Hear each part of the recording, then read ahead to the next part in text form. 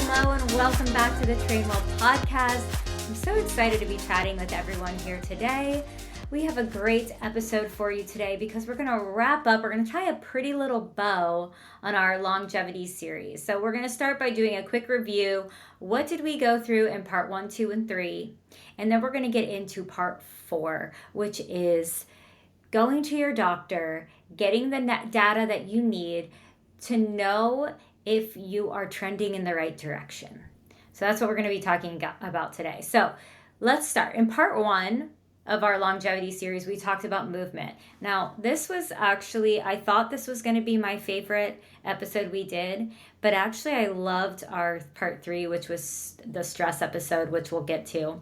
But in the movement episode, we talked about kind of these 4 buckets of movement to add in to make sure you have a well-rounded program to not just live longer, but to live in a healthy way, feeling good in your body. So those 4 buckets were strength. So we talked about like barbell movements, dumbbell movements, anything with resistance, ground to standing movements, which are so important, especially as we age. We talked about balance and stability, making sure that like as we get older, we can remain independent. We talked about mobility, making sure joints can move through a full range of motion, reduce tightness in the body. And we talked about cardio. Of course, I'm going to forget that we talked about cardio, but I should share. Yeah, sure. I finally bought my running shoes. Big update, everyone. Alert, big update. You've heard me grumble about cardio since we started this podcast, and I have officially bought my running shoes. I bought some Brooks Ghost 16. I think that's what they're called. They're extremely comfortable. And I went on my very first run. I went for about a mile, maybe it was a mile and a half. I didn't track it. Here are the things I felt. 1, fraudulent. I was like, oh God, everyone can tell I don't normally do this. But I also will say my ankles hurt, my knees hurt, my shins hurt, my sternum hurt. It wasn't comfortable, but you know what? I did it. And I didn't ever feel like I needed to stop. Like I felt comfortable enough that I could run for the full duration. And then my final feeling was proud. I was proud of myself, and I'm going to keep doing it.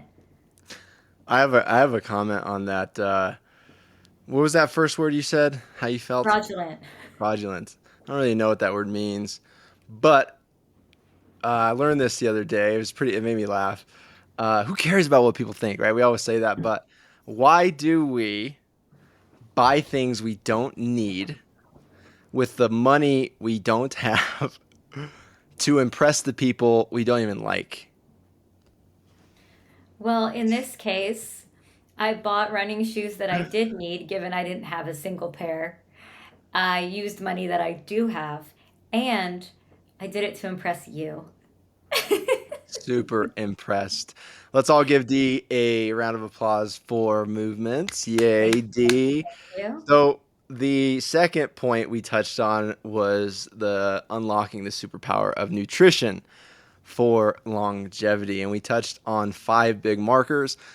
The first one is the no size fits all in nutrition. No way. The second one was protein is critical, especially for longevity. We talked about micronutrient dense foods and whole foods. We talked about avoiding the ultra processed foods. And then also we talked about alcohol and sugar in moderation or doing complete avoidance. Unlock your superpower with nutrition because in my opinion, and Darian and I always debate on this, I think nutrition and sleep, if I had to put, I would put sleep number 1, nutrition number 2, and I would put movement down the road. You know, I have to say, I do think more and more like sleep and stress reduction is number 1. But then I'm putting movement and then I'm putting nutrition as a close third or a close second to movement. So anyway, let's get into talking about our final part 3 that we just released last week, where we talked about stress. And just to recap that really quickly, we had talked about making sure you're doing like a stress audit, because it's not the stress that's bad, it's the chronic stress that becomes a problem, and it raises your stress hormones. And when those hormones are raised chronically, that's where a lot of health concerns come into play. So making sure you're doing a little bit of a stress audit, and then you're going in to figure out ways to reduce that stress and get the recovery that you need, one of which was absolutely correcting your sleep. If you have poor sleep, you need to be getting 7 to 8 hours of sleep every night so your body can truly restore.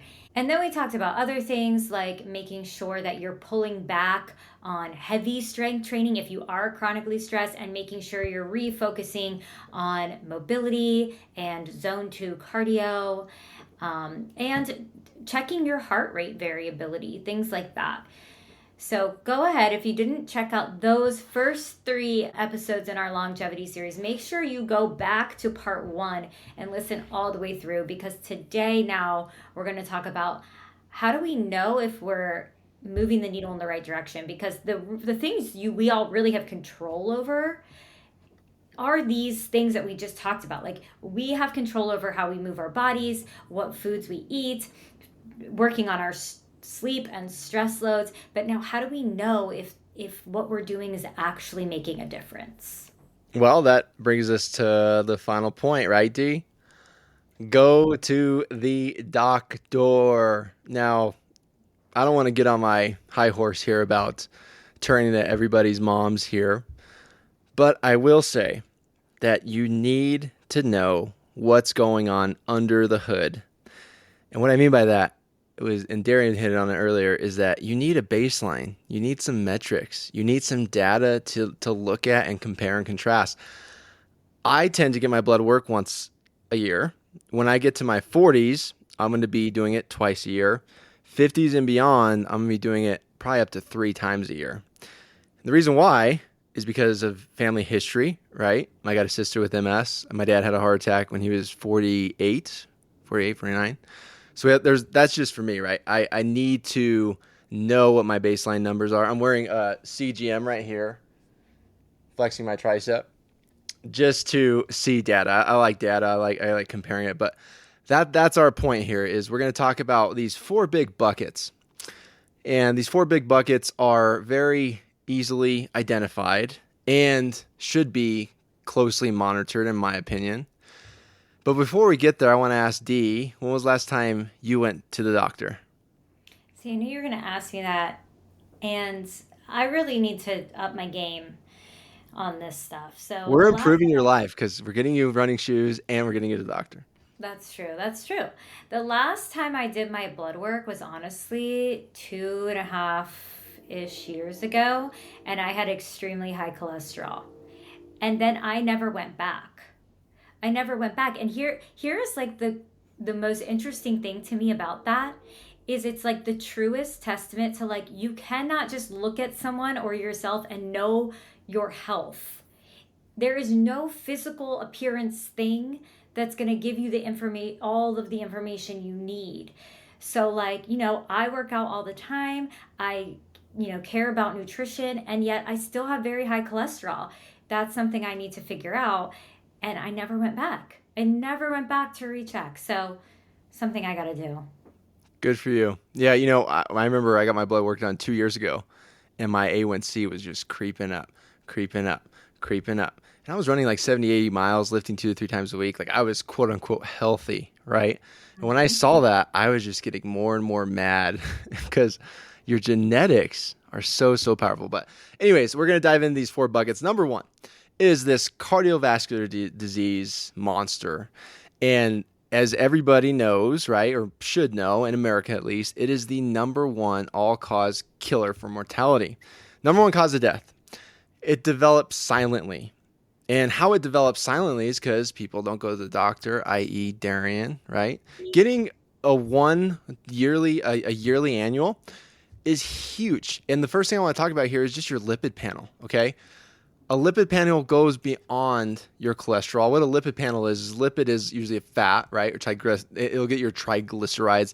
It'll get your cholesterol. It'll get you good cholesterol. It'll get you bad cholesterol. Then they usually do a fasting glucose. We'll talk about that later with Metabolic Health. But at the very, very bare minimum, get that one lipid panel done.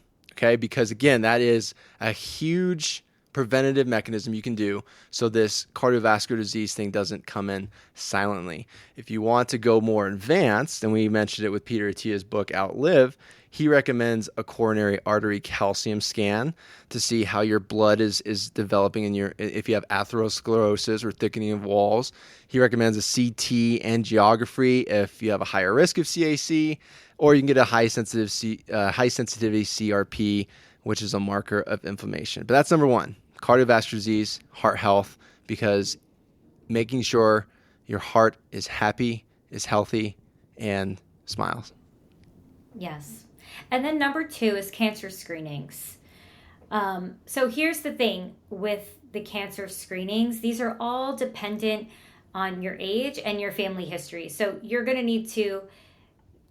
actually need to talk to your doctor about based on your age, and then if you've had these history of cancer in your family, what they recommend for when you should start getting these screenings. So you're going to want, I think the recommendation right now for the colon cancer screening is like 50.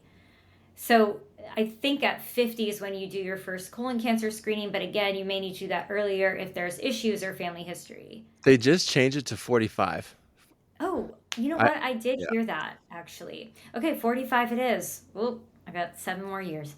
Okay, breast cancer screenings, and then depending on, so that's a mammogram, or depending on the density of the breast tissue, you may need an MRI as well, or just depending on the results of the mammogram that come back, they may need further testing.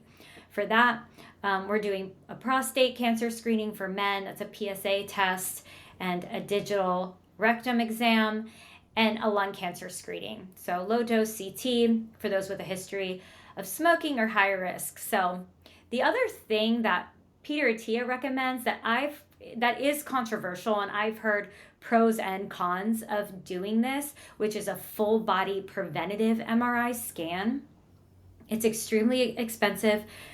The insurance will likely not cover this since it's preventative. So it's going to be hard for you to get. If you have the resources, sure, you can go get it. However, you may find something that may not actually ever become a problem, but now you have to get screenings every 6 months potentially, or you have this mental load, and like that causes stress of carrying around this like what if.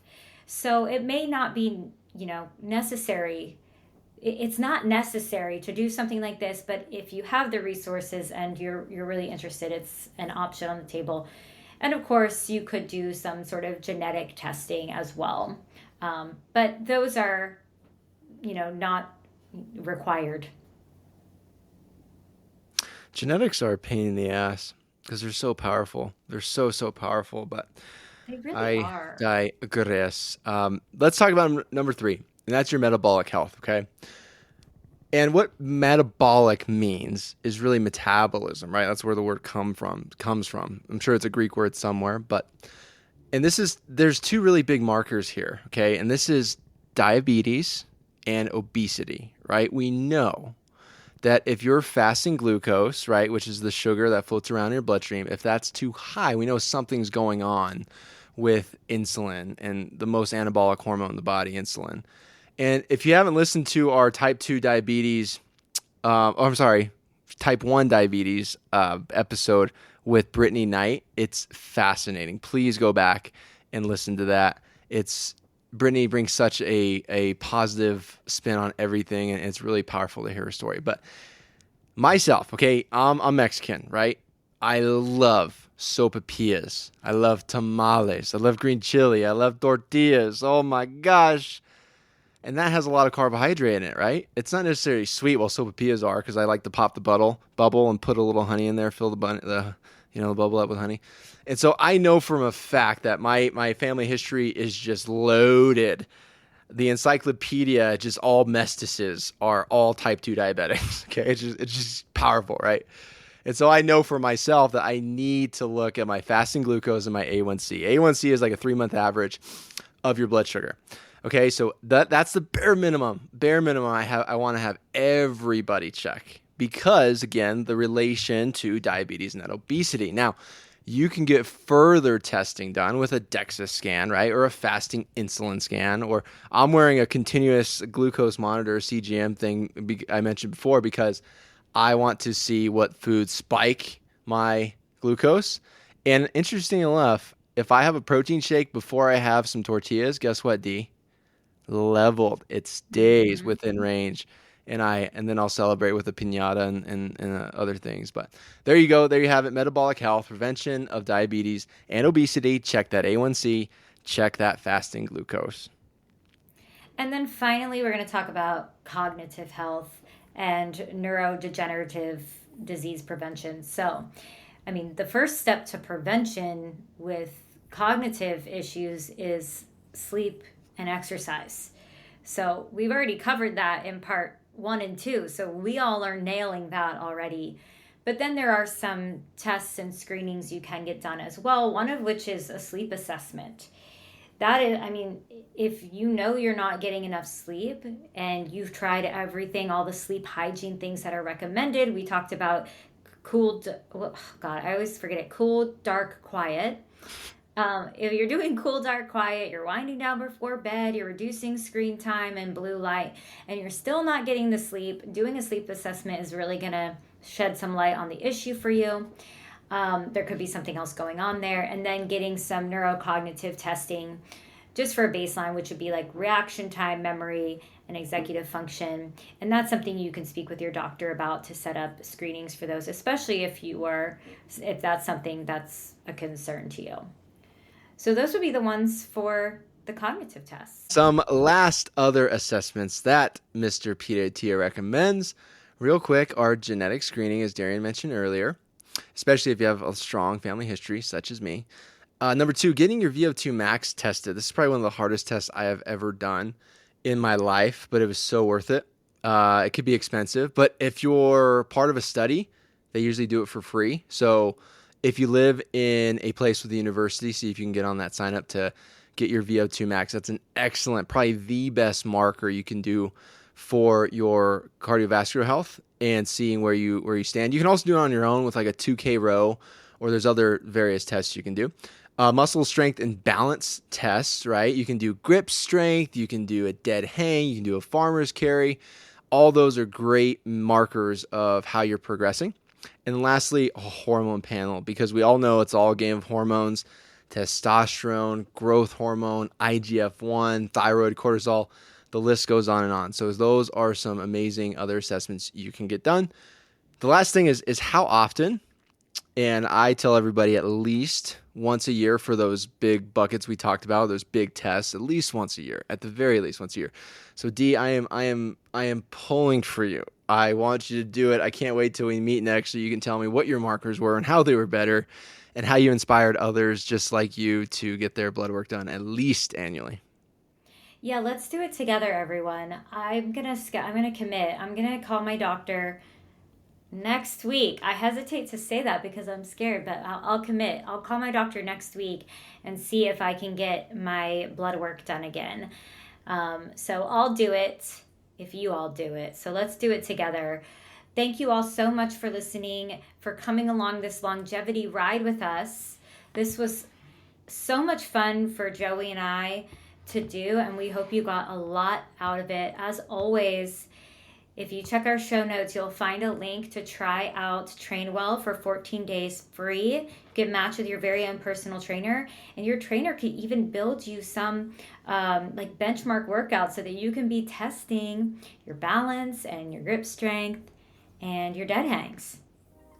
We love you guys so much. Tell your friends about this episode. Please share it, like it, comment on it. We want you to live long. We want you to live healthy. And we want you to live strong. Adios, amigos. Adios.